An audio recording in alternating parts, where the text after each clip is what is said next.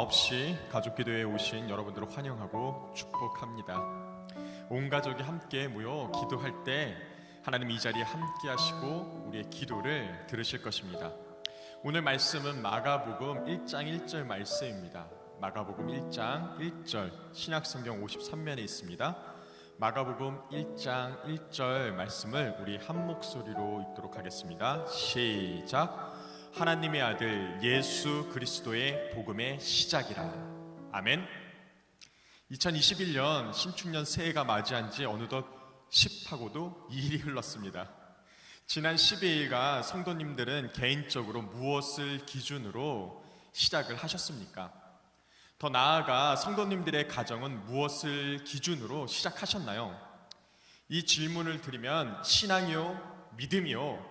올 한 해는 기도와 말씀에 전념할 것입니다 등등 여러 가지 대답들이 나올 것입니다. 그런데 우리에게 신앙과 믿음과 기도와 말씀을 관통하는 근원적인 주제가 바로 있습니다. 바로 오늘 말씀에서 나누고자 하는 예수 그리스도입니다. 우리의 신앙의 주체가 누구신가요? 예수 그리스도입니다. 우리 믿음의 주체도 예수 그리스도입니다. 우리가 왜 기도하며 말씀에 집중하나요?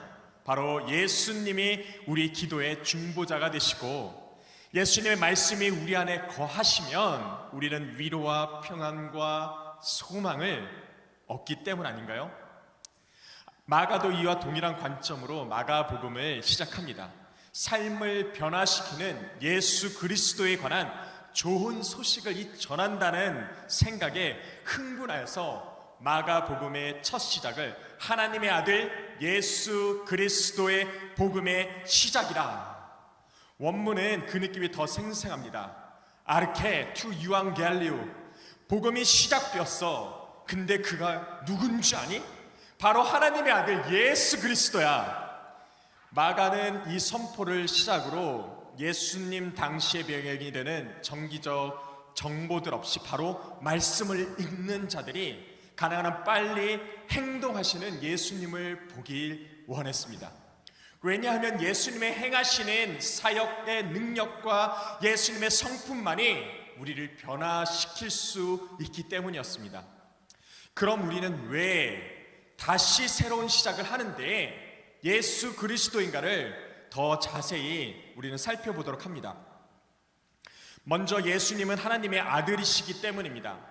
올해를 시작하면서 우리에게 필요한 것은 예수님께서 하나님의 아들 되신다는 사실이 우리의 관념에 머물러 있는 것이 아니라 우리의 삶의 실제가 되어야 한다는 것입니다.